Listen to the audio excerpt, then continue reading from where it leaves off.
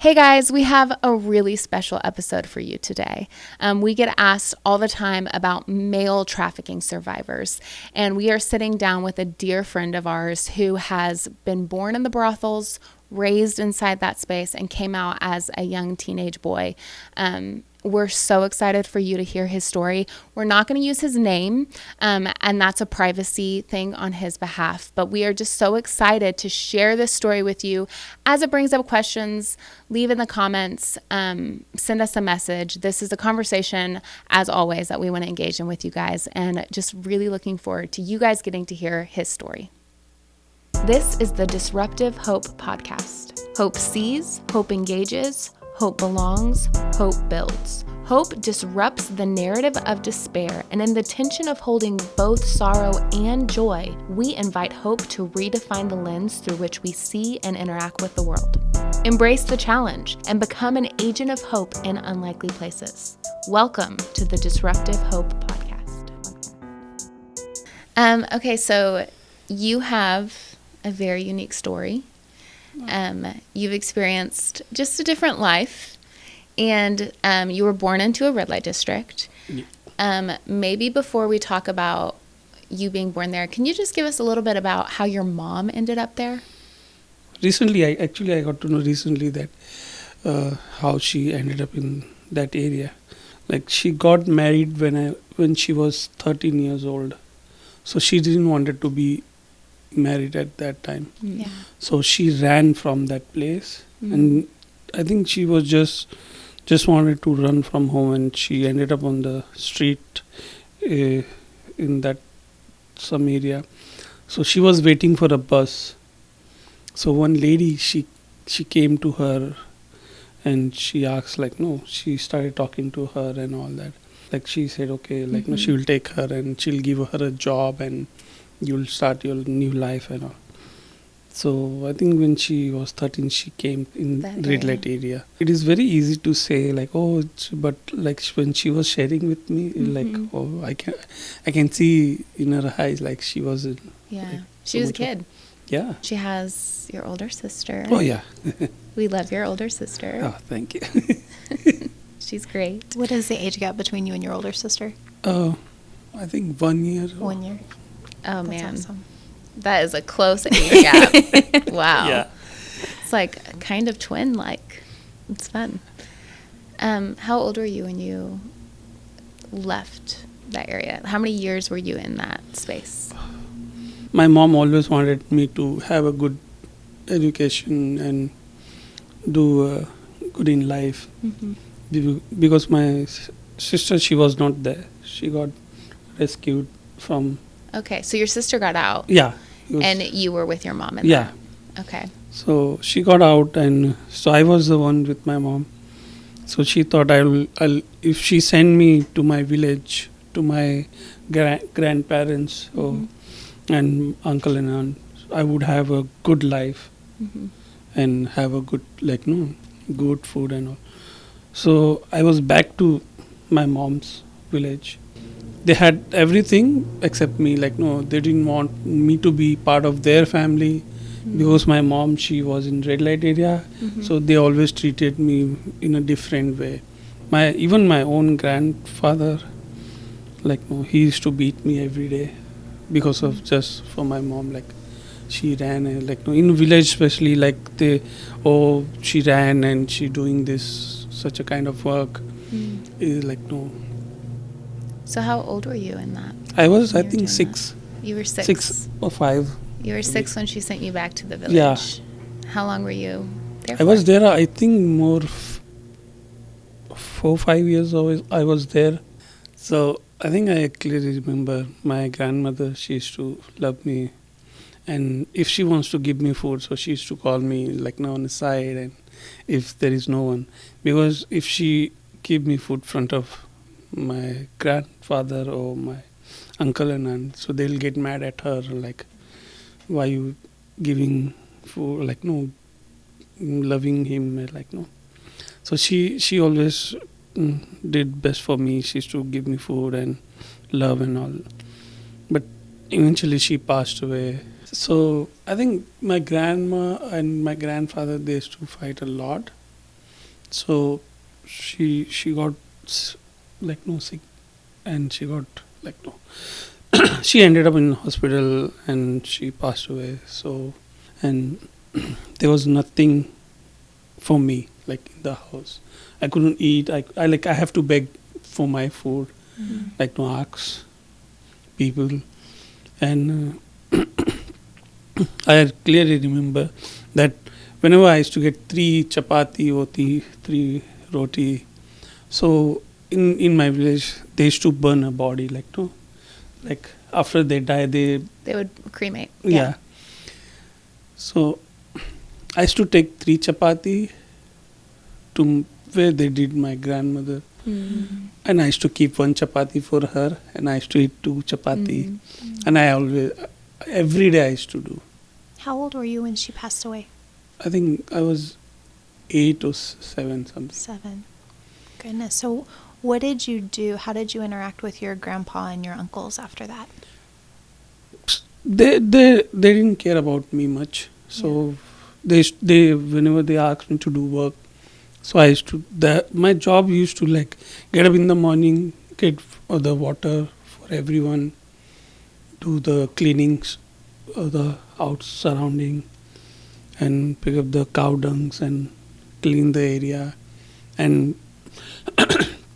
and they take the cows to like no in the jungle to feed them. By 4 I have to come back again. So that was my daily work. No school, nothing. And mom was still in the red light district this Yeah, whole time? she has no idea that I was doing that. And big sister is safe, Yeah, getting an education. yeah. My sister, I didn't know. I got to know that I have a sister after a long time. Oh, So you didn't know what happened to her? Yeah, I didn't know that I have an older sister. You didn't know she existed. No. Oh. I So thought how I- old was she when she was rescued out of the red light I think district? she was 4 or 5. Okay. So you were still quite young. Yeah. Yeah. So I didn't know much about my sister. So I had no idea where she was. And so that was my routine to every day. And like if I need a food, so I used to go to my village. There was a lot of women, so I used to call them a mother. Like because I lost my grandma and I didn't had a mother. So I used to tell them like I'll do anything, like no, I'll wash your clothes or I'll clean your house. I just need a food. I remember once I went back with my mom, and one lady came and she told me exactly what I did, and she said, "You remember you came to me and asked me for a food, and you said I'll do work or I'll do anything, just give me food." And when she told my mom, and she started crying. Because she didn't know. Yeah, she didn't. She sent you to the village to be safe, Yeah, and- thinking it'd be better Yeah. than a red light district. Yeah. So that was my life over there. So one day what happened, my grandfather, he drank, he was drunk, and he started beating me and abusing me verbally, and he was said a lot of things about me and my mom. And that time I got to know that I have a mom. Because this whole time I thought my grandmother was my mom. And he said, "Oh, I'll take you back to your mom where she stay." And I begged him. I said, please take me to my mom. I just want to go and stay with her. So in that situation, he said, "Okay, I'll take you to that place." Where she is. So Yeah. how old were you when that happened? I think 9. Wow. So you were in the red light district with your mom till you were 6. Yeah. Very Not little. 6. Not 6. 4, 5. 4 or 5. Okay. Very little. Yeah. But obviously not a safe space for a kid. No, not at all. So your mom sends you away, and at 9 you come back. Yeah. What was that like? I was so excited actually. I Yeah. was so happy that I Could see got your to mom. meet my mom. And that throughout the journey, I still remember that like it take a day to reach in that place. So I was so excited. I still remember that I had I got a bottle of water. Throughout the journey I had just a water. It take one day from that place to red light area. And I can see my grandfather, he was eating food, but he never offered me a food. Like, oh, you want to have a, he just wanted to get rid of me and just be with your mom or whatever. And but in my mind, oh, I'll get to meet my mom, and I like, no, a lot of thought was going on, like, oh, finally I'll meet my mother. Mm-hmm. I was so happy and excited to see her. But when I saw her, I saw a man uh, in the house. But I clearly remember that he was not my father. Mm. He was somebody else. Like, no. Yeah. Then later on, I got to know, like, no, when I started staying with them. Mm-hmm. So, I think she started staying with that man for a long time. Yeah. But definitely he was not my father. Yeah. I remember. So you move back in with your mom. You're a 9-year-old boy. You discover what that place is like, what's happening in that place. You're a kid, but you are still becoming a man. You're a boy. Yeah. You're going to become a man. What was that realization? Thing. And when I saw that man, and I remember she said, oh, he's your father now. Then I got to know she got married again. Mm. My real father, he died long time ago, when I was baby, I think. So she got married again. They started staying together, and again the same. I thought I would have a good life when I with my mom, and I'll be happy after that. But it never got better. It got always worse in every day. They used to fight like, no, every night. Like, if you, like, no, he used to throw stuff at him, she used to throw at him, and I used to try to sleep in this one side of like in a corner, but I never had it. I can't imagine being a 9-year-old, being so excited to see your mom, and then just that reality hitting you. At what point did you and your mom start talking about different living options for you? Because she had tried, right? She sent you away to the village. She was trying her best for sure to keep you safe. She obviously knew about, because your sister, you didn't know she existed, but she was already in the program, right? She was already in the safe space. So at what point did that conversation kind of come into play? So I'm not his own son. So he just wanted to get rid of me. So one day what happened, like, my mom, she started working in a different, like, if you know, the bar, A bar. But over there, it's when you say bar, it's a very different level of, like, no, it's not a good place. But I know that time she used to go to a bar, and she used to come at 2 at night, and she used to go in the evening. She used to go, like, 6 o'clock, and she used to come at midnight, 2 or 3. There is no fixed timing for her. So she started doing that. She left the area, and she started working this. And I knew by that time What was happening?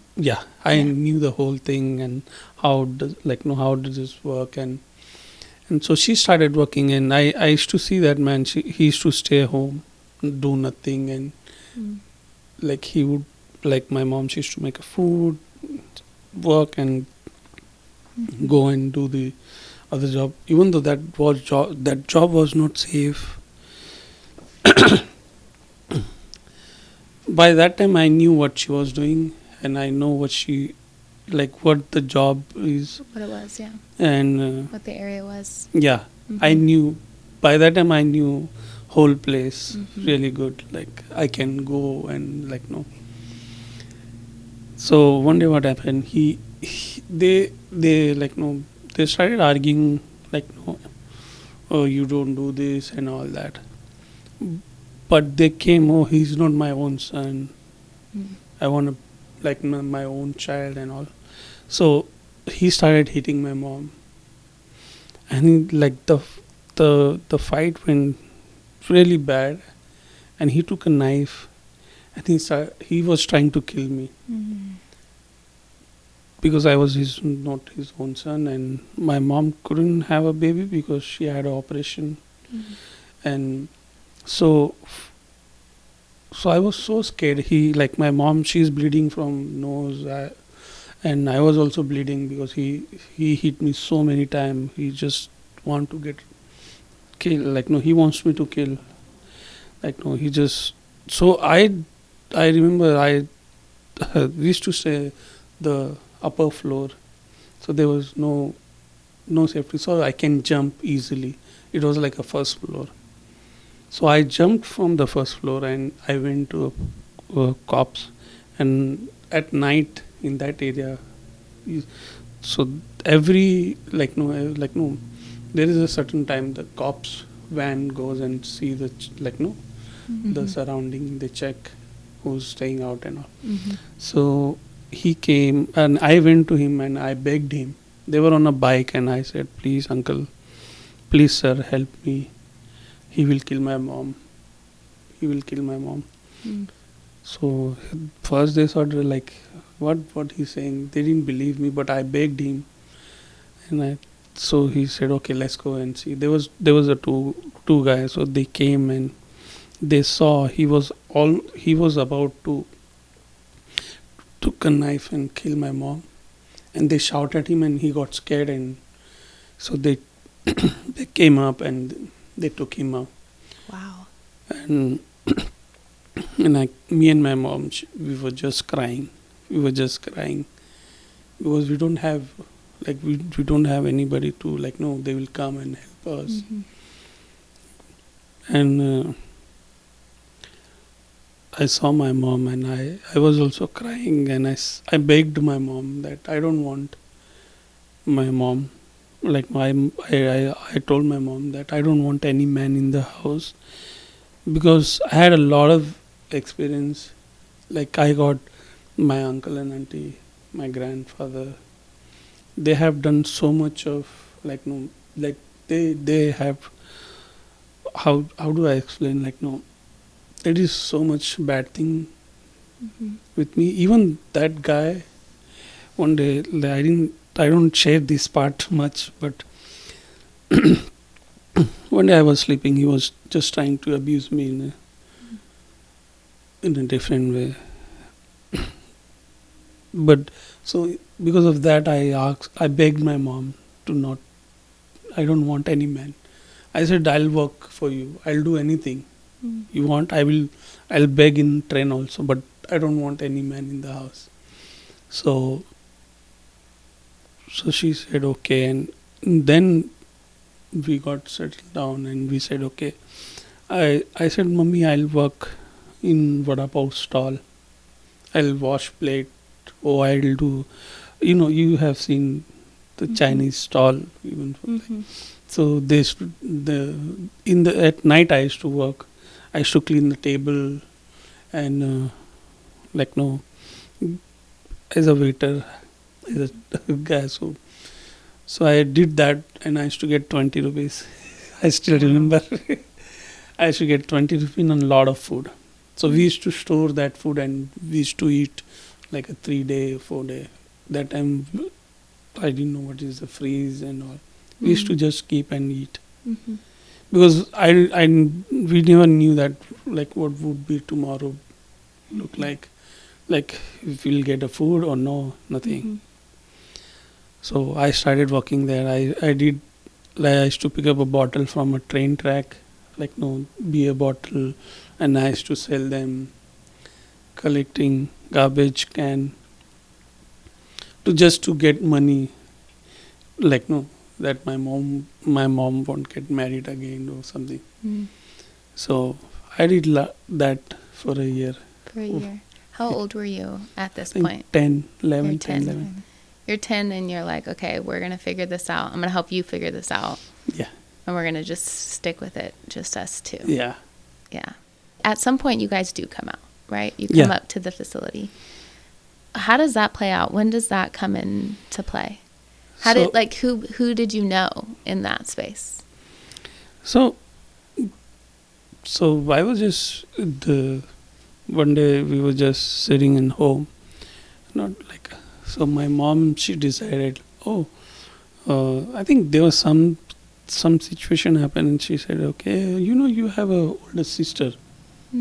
Just like kind of out of nowhere. Yeah, and she came, That's and I said, what? She said, you have an older sister, and she live in this place.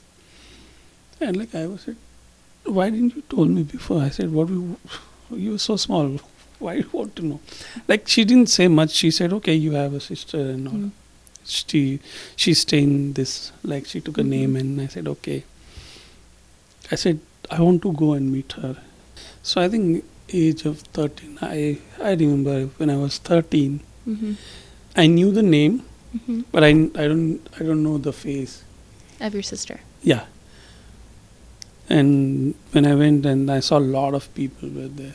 Like I remember they were all dancing and singing. I thought, for me, I know if you are worshipping something, there should be a statue or something should be there. That And was there your wasn't- context at the time. Yeah. And there was nothing, and they were all dancing and singing songs. First thing I thought, oh, they are crazy, because Mm.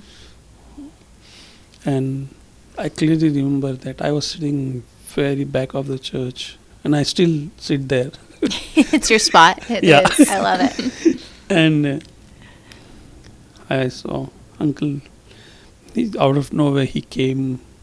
I think he was praying for a lot of people at that time, and he came to me and he looked at me. He asked my name. I didn't give him an answer at that time. I remember I was wearing a shirt and pant, and I didn't had I only had a 2-button, one in top and one down, and no jeep, like full messy. And he looked at me and he said, he asked my name, and I said, oh, and I said, I told him I want to meet my sister. And he was like, who's your sister? And I gave him a name. I said, my sister name. Oh, I know, but I don't know how she look. But he asked my full name, then he, we know your sister, and he offered me like, do you want to study? And I said, no, I don't want to study. I just want to meet my sister and just go. I said, okay, if you want to meet your sister, you can come with us, and you'll get the good education, you'll get good. I thought, okay, I'll try and come, but I don't want to stay for a long, I don't want to stay. I said, okay, I'll come. I'll just meet. In my mind, I thought, okay, I'll just meet and I'll go back to my mom. I feel like we need to give a tiny bit of context for people who don't know, because you're saying these places, right? And we all know. You find out essentially that there's a church in your neighborhood that you can go to and meet your sister at. So you Yeah. didn't know your sister existed. Yeah. And then you find out that week in and week out, she's actually coming to this church. Yes. When your mom told you, oh, if you want, she's around the corner, what was that like? Where were you like? I feel like if A, I'm finding out I have a sibling I didn't know about, and then B, I'm finding out they're literally around the corner. Yeah. What was that like for you? For me, the whole time she's there, and I didn't know, Yeah. it's very, she was right there. Yeah. But the whole time I didn't know that she was there, or she used to come there. Yeah. And I was so happy, because I have seen a lot of sibling in my neighbor, they had a They had siblings. older yeah. sister or older brother, but I really wanted to have someone by my side. So when I got to know I have a sister, so I was so happy. Honestly, I was like, oh, I really want to meet her. Well, and meanwhile, your sister has a safe place to sleep. Yeah. She's getting 3 meals a day every single day. She's Yes. getting an education. Yeah. So she's living a completely different reality that all of a sudden you're invited into. Yeah. Like game changer. Yes, and the other thing is like my sister knew that I was there. She knew like, you existed. Yeah, she knew. Okay. She knew that she had a brother, but I didn't. I didn't knew that I have a sister. But so when I went to church and spoke to no, uncle came and he spoke to me and I said okay, I'll go and see my sister. So I was in that time. I think Saturday, I spoke to uncle and he said, okay, you can go. Like, no. Mm-hmm. He spoke to some staff and they took me to, The center. yeah, Yeah. to the center. Did you recognize her? When you saw her, No, I like, didn't. you I didn't recognize But her. she at all. recognized me. She did. Yeah, she did. So when I came for the first time, I was scared. Like, no, like what would, like, no, they are taking me. You know Yeah. the road. Yeah, it's a long drive. Yeah. And like, no, you get scared and there is nothing. Like, Yeah.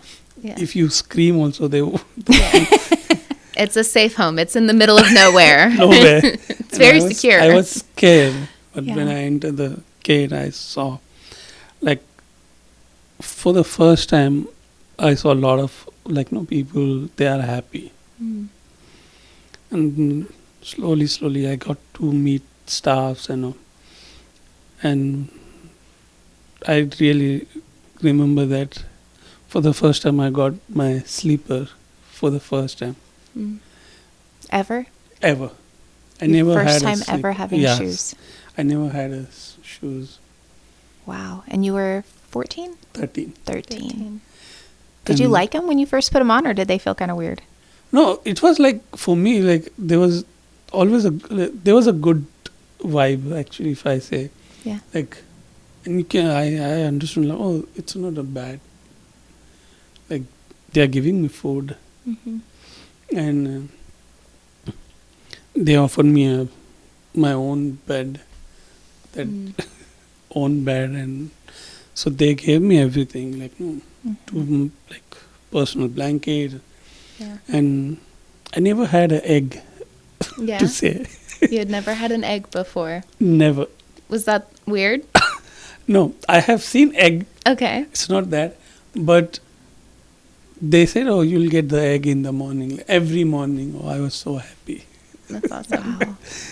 like because I never had an egg in the morning, like the breakfast, lunch, and so it was like very like out of nowhere. I'm getting this thing, It's like all of a sudden you have childhood. yeah, and I made a friend.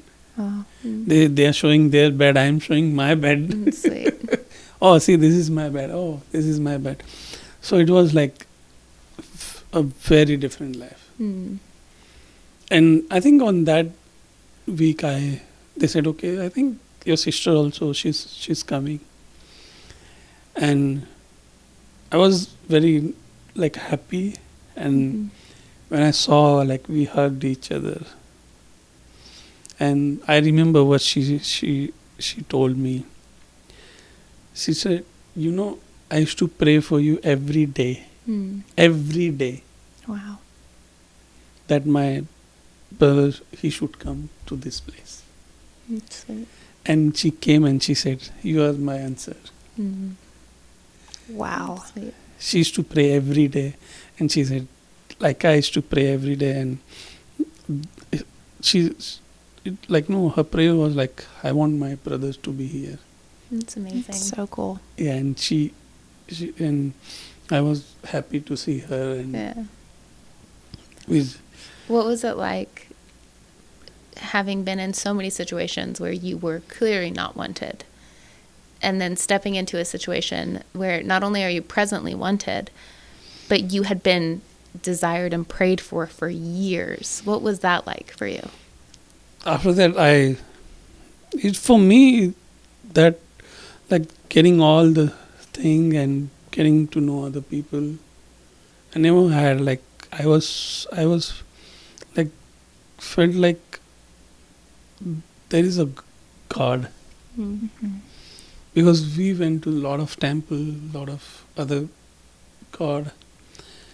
For me, I never like no. We did whatever they asked me to do, Mm-hmm. but we never got the same love from any. But when I came to that place, and it's not about thing, it's just I don't know. The feeling was very different, and I was so like happy and like at the same time like emotional, like oh, I'm getting this. Mm. And when she said, "Oh, you are my," like she used to pray for me, and I think that is the biggest thing I can have. My sister and the others are. So, where is your mom today? Oh, she's there. She's safe? Yes. How did she come to safety? So since my mom, like my sister, she prayed for me, so I started praying for my mom. That's awesome. Because you And- knew it worked. You had seen Yeah. it had worked for you, so Yes. it makes sense. So I don't like.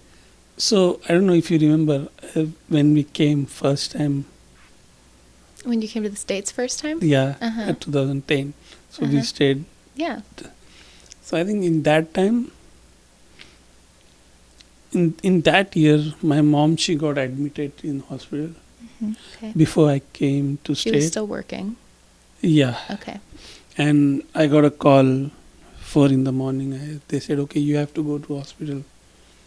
But you're in the U.S. No, I was there You were before. there. Okay, yeah, Before before. she- in that year. In that same year, right Same before you month, came. I think. Same month. Same month. Okay. It's only 1 week gap.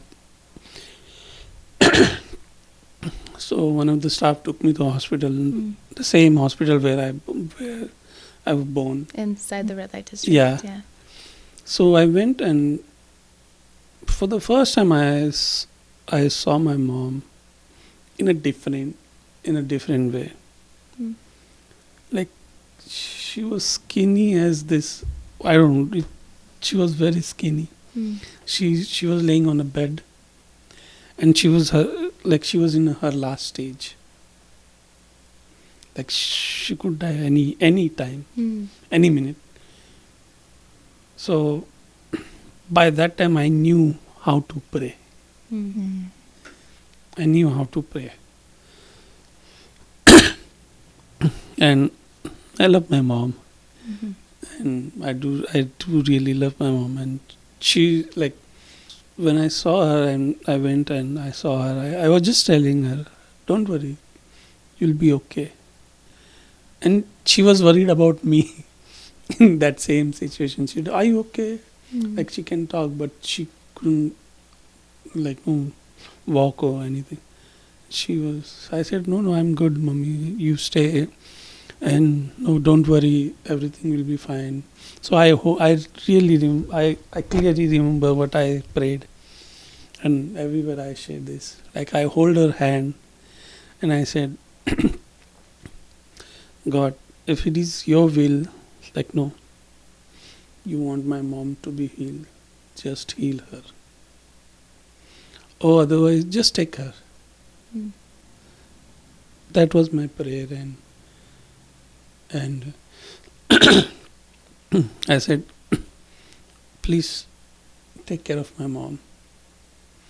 And so doctor came and he took a sign form, like no, if over there it's like if something happened, they make a big like nothing, like oh they will uh, they will do a lot of stuff, so they make sure that it's not our responsibility if something goes wrong.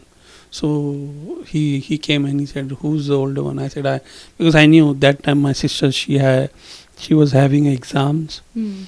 So I said, oh, I'm the older one. So they took my sign and they said, she won't live more than a month. That's why we are like, no, we have to do this thing.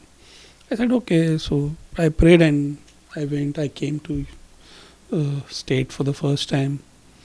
And when I went back, I think I didn't know where my mom was, because she ran away. She ran from hospital, and Mm. Nobody knows where she was. I remember that I was praying one day, and out of nowhere, I was going through my locker and just wanted to clear. And I found one paper. It had a number. I don't know whose number was. So I said, okay, I'll just try. And one of my friend was walking. I said, Arey yaar, what are you doing? I said, I don't know, yaar. I found this number. I hope it's my mom's number. And when I went to staff and I said, okay, can you dial this number? So he dialed it, and first thing I heard my mom's voice after so many years. Wow. And I said, then I started shouting like, no, where are you? Like, I need you to come. So I spoke to uncle about it, and he said, yeah. So she came So to you play. brought her, yeah. Yeah, she came, and I think it's almost 15 years that my mom, she's Wow. alive. She's been That's alive amazing. 15 years since then. Yeah. Wow. The doctors gave her 1 month, and Yeah. 15 years later, she's still here. Yeah. It's incredible. And I think after 18 years, me and my sister and my mom, we are staying under one roof Wow. after 18 years. You're all living together now. Yes. Yeah. Everyone's safe, everyone's fed, Yeah. everyone's healthy. Yes. It's amazing. Okay, so you enter the program at 13. You had received zero education. Oh, yeah. And now it's like we're catching you up on school. Oh, yes. You went to uni. You're a musician now, but you're also a music teacher now. Yes. So you went from no education to Yeah. now you're an educator. Yeah. Did you ever think that was going to happen? Oh, no. Never. I never thought that I would be, even I'll get the education, like, no, to school. Because when they asked me, oh, you want to study? I was like, I was not a good student, but You hadn't had the opportunity. no, Yeah. I never studied anything. So I said, okay, when staff asked me, we are planning this, like, no, to go, you study, and like, no.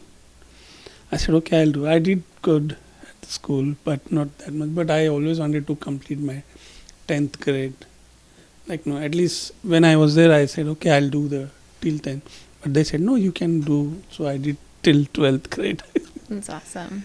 And so they offered me, like, oh, there was a music teacher. So he said they're going to take a summer something. Like, no, they used to teach summer. In summer, they said, okay, we're going to do a music classes. So I didn't know that I want to be a musician. I just said, okay, I just want to try play a drum because it just make a noise and I just want to play. So, yeah. It's amazing. Okay, so you're in your 30s now. Yeah.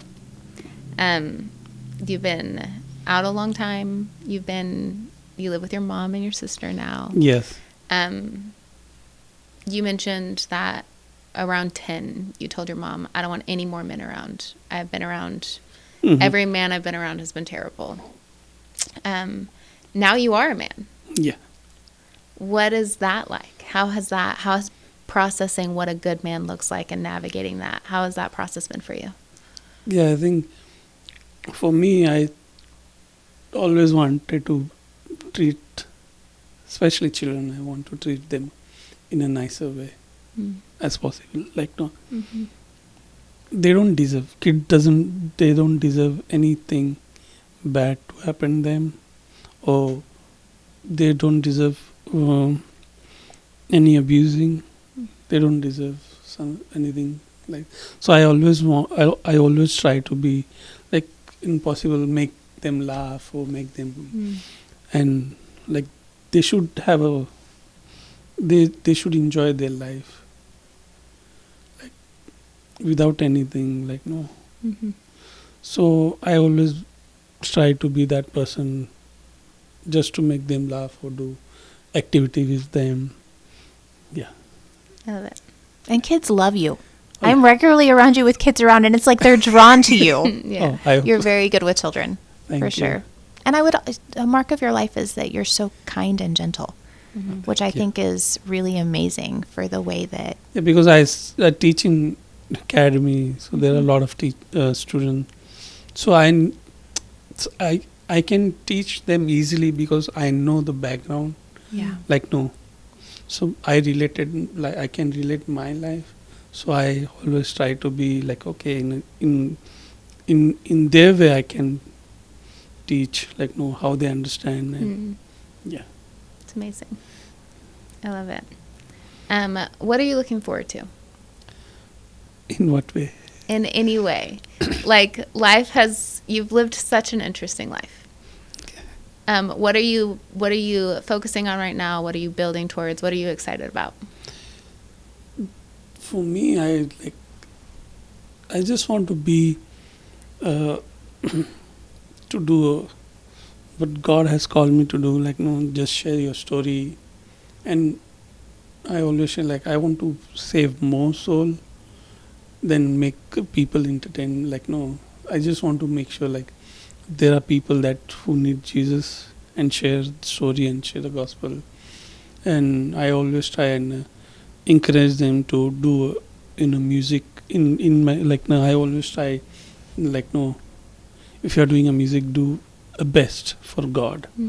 Like no, because that in later on I realized that that is not the, when you are on stage, that is not something you are playing like no just for a fun. It's because God had given you the chance on the stage to be on a stage. It's something like very important. Don't take a lightly on that place.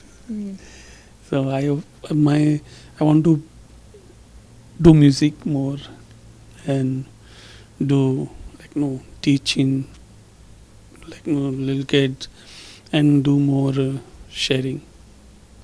Amazing.